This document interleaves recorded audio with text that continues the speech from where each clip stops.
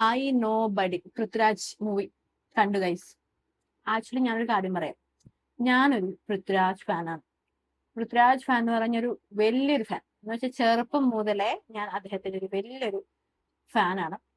എനിക്ക് അതുകൊണ്ട് തന്നെ പുള്ളിയുടെ ഫിലിംസ് ഒക്കെ ഇറങ്ങിയാൽ ചെന്ന് കാണണമെന്ന് പ്രത്യേക തരം ഒരു ആഗ്രഹമുള്ള ഒരു വ്യക്തി തന്നെയാണ് ഞാൻ. പക്ഷേ കണ്ടത് മിക്കതും തന്നെ അറ്റ്ലീസ്റ്റ് നല്ല പടങ്ങളൊക്കെ ആയിരിക്കും. പക്ഷെ ഇന്ന് കണ്ട മൂവി എന്ന് പറയാൻ നേരത്ത് അതിനു മുമ്പ് ഈ മൂവിയിൽ ആരൊക്കെ അഭിനയിച്ചേക്കണേന്ന് നമുക്കൊന്ന് നോക്കാം കേട്ടോ. ഓക്കെ, സ്റ്റാറിങ് വന്നിട്ട് പൃഥ്വിരാജ് സുകുമാരൻ, ഇത് ഹീറോയിനായിട്ട് പാർവതി തിരുവോത്ത്, സുരാജ് വെഞ്ഞാറുമൂട്, ദിലീപ്, ഗണപതി, ഇവരൊന്നുമില്ല കേട്ടോ. അതായത് ഈ സുരാജും ദിലീപും ഗണപതിയും ഒന്നുമില്ല. കോ ആക്ടേഴ്സ് ആയിട്ട് അത് രണ്ട് പിള്ളേരുണ്ട്. ആ പിള്ളേർ പേരൊന്നും അറിയത്തില്ല. പിന്നെന്താ, എന്തായിരുന്നു ഒരു വേറെ കുറച്ച് ഫേസ് വാല്യൂ ഉള്ള കുറച്ച് ആക്ടേഴ്സും അത്രയും പേരൊക്കെ ഉള്ളൂ. പക്ഷെ ഈ ഇതിനകത്തൊക്കെ കൊടുത്തേക്കണ എന്ത് മണ്ടത്തരമാണെന്ന് അറിയാം. ഇത് ആരെ പറ്റിക്കാനാണ് കൊണ്ടിട്ടേക്കണെന്ന് അറിയത്തില്ല. എന്തായാലും കൊടുത്തിരിക്കുന്ന ആൾക്കാരൊന്നും ഇല്ല കേട്ടോ സിനിമയ്ക്കകത്ത്. പിന്നെ ഇതിന്റെ പ്രൊഡ്യൂസർ ആരാന്ന് വെച്ച് കഴിഞ്ഞാൽ, ഓഫ് കോഴ്സ് ഇതിന്റെ പ്രൊഡ്യൂസർ എന്ന് പറയുന്നത് സുപ്രിയ പൃഥ്വിരാജ് ആണ്. പിന്നെ ഇനി മൂവിയിലോട്ട് വരുവാണെങ്കിൽ തുടക്കമൊക്കെ ഗംഭീരം. ഫസ്റ്റ് തന്നെ സ്റ്റാർട്ട് ചെയ്യുന്ന ഒരു റോബറിയുടെ സീനൊക്കെ ആയിട്ടാട്ടോ. ഒരു bank robbery plus plus plus അങ്ങനെ കുറച്ച് കാര്യങ്ങളൊക്കെയാണ്. ആ ഒരു ചെറിയൊരു ഫൈറ്റ് സീനും കാര്യങ്ങളൊക്കെ. അതായത് ഒരു കാറിന്റെ ഒരു ഇതൊക്കെ ഉണ്ട്, ബ്ലാസ്റ്റ് ഇതൊക്കെ അതൊക്കെ കാണിക്കുന്നുണ്ട്. ഫസ്റ്റ് ഇൻട്രോ എന്ന് വെച്ചാൽ ഫസ്റ്റ് ഒരു ഹാഫ് ഉണ്ടല്ലോ, അത് ഗംഭീരം, കിടിലോൽ കിടണം. എനിക്ക് ഭയങ്കരമായിട്ട് ഇഷ്ടപ്പെട്ടു. എന്താ ഇത് ഫാമിലി ആയിട്ട് കഴിയുന്നതാണ്. അതിനിടയ്ക്ക് ഒരു റോബറി വരുന്നു. അപ്പൊ അതിനെ ചുറ്റിപ്പറ്റിയുള്ള കുറെ പ്രശ്നങ്ങൾ. പിന്നെ ഫസ്റ്റ് ഹാഫില് നല്ലൊരു കൊട്ടു കൊടുത്തേക്കുന്ന ആർക്കാന്ന് വെച്ച് കഴിഞ്ഞാൽ മറുനാടൻ മലയാളിക്ക് നല്ലൊരു കൊട്ടു കൊടുക്കുന്നുണ്ട്. പലനാടൻ സംതിങ് ആണ് ആ ചാനലിന്റെ പേര് അതൊക്കെ പറയുന്നത്. പിന്നെ മീഡിയസിന്റെ ഇൻവോൾവ്സ് നന്നായിട്ട് കാണിക്കുന്നുണ്ട്. നമ്മുടെ നമ്മുടെ സൊസൈറ്റിയിൽ ഒരു സബ്ജക്ട് വന്നു കഴിഞ്ഞാൽ അത് നമ്മുടെ മീഡിയസ് അതിനെങ്ങനെയാ അതിനെ എന്താ പറയുക അതിനെ എടുക്കും, അതിനെങ്ങനെ അതിന്റെ വയലേഷൻ എങ്ങനെയാണ്, അങ്ങനെയുള്ള കുറെ കാര്യങ്ങളൊക്കെയാണ് ഈ പറയുന്ന ഇതിനകത്ത് പറയണത്. എന്താണ് ഫസ്റ്റ് ഹാഫിൽ പറയണത്. പിന്നീട് പിന്നെ അടുത്തത് സെക്കൻഡ് ഹാഫ് തുടങ്ങിയല്ലോ. സെക്കൻഡ് ഹാഫ് തുടങ്ങിയപ്പോഴത്തേക്കും മൂവി അങ്ങ് ലാഗിങ് ആണ്. ഇങ്ങനെ വലിച്ചു നീട്ടി അങ്ങ് കൊണ്ടുപോവാം. എന്തരോ എവിടെയൊക്കെയോ. പക്ഷെ നല്ലൊരു പടമായിരുന്നു. അത് നല്ല രീതിയിൽ കൊണ്ടുവരുമെങ്കിൽ നല്ലൊരു പടമായിരുന്നു. പക്ഷെ ആ പടത്തിനെ അങ്ങ് വലിച്ചു നീട്ടി എവിടേക്കോ കൊണ്ട് ചുറ്റിക്കെട്ടി വെച്ചതങ്ങ് തീർത്തു.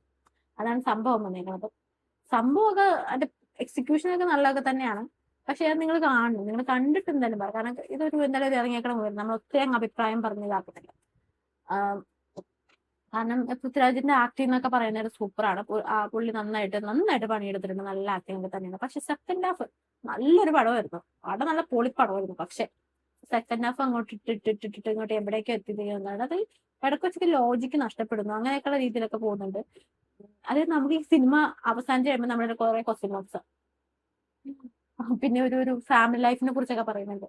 ഒരു ക്യാഷും ഫാമിലി ലൈഫും തമ്മിലുള്ള ബന്ധം എന്താണെന്ന് കുറിച്ച് പറയുന്നുണ്ട്. അങ്ങനെ കുറെ സംഭവങ്ങൾ പറയുന്നുണ്ട് കേട്ടോ. അതിനകത്ത് കുറെ നമുക്ക് യോജിക്കാൻ പറ്റാത്ത കുറച്ച് കാര്യങ്ങളൊക്കെ പറയുന്നുണ്ട്. ക്യാഷ് വിത്ത് ഫാമിലി പ്രോബ്ലംസ്, കുറച്ച് കുറെ അഫേഴ്സിന്റെ കാര്യങ്ങൾ അങ്ങനെയൊക്കെ പറയുന്നുണ്ട്. എനിക്ക് ബേസിക്കലി പറഞ്ഞു കഴിഞ്ഞാൽ ഈ പടത്തിനെ കുറിച്ച് എന്റെ ഒരു അഭിപ്രായം പറഞ്ഞു കഴിഞ്ഞാൽ എന്താ പറയേണ്ടത് ഇപ്പൊ, പടം എന്ന് പറയുമ്പോൾ ഒരു എന്താ പറയണ്ട ഇപ്പൊ സിനിമനെ കുറിച്ച്.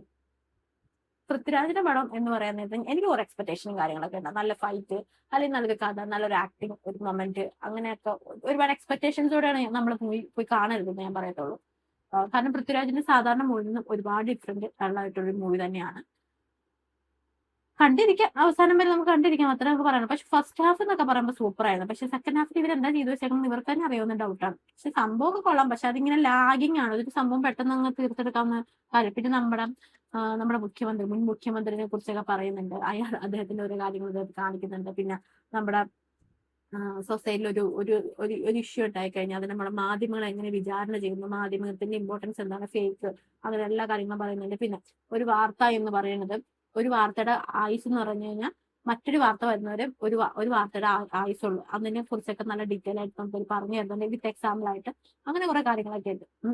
മെയിൻ ആയിട്ട് പറയാന്ന് വെച്ചാൽ സിനിമയ്ക്ക് ഇച്ചിരി ലാഗ് ഉണ്ട്. ആ ലാഗ് ഒന്ന് ഇതാക്കാന്നെങ്കിൽ പടം പൊളിയായിരുന്നു. ആ സെക്കൻഡ് ഹാഫ് അവർ കുറച്ചും കൂടി ശ്രദ്ധിച്ചിരുന്നെങ്കിൽ ഇനി എന്തായാലും ഇങ്ങനെ ആയിപ്പോയി, നമുക്ക് ഇനിയൊന്നും ചെയ്യാൻ പറ്റില്ല. പക്ഷെ പടമൊക്കെ നല്ലതാണ്. പക്ഷെ അതിന്റെ നിങ്ങൾ കണ്ടു നോക്കിയിട്ട് നിങ്ങൾ അഭിപ്രായം പറയണം. ഞാനിപ്പോ എന്റെ അഭിപ്രായം മാത്രം പറഞ്ഞ കാര്യമില്ല. This is my opinion.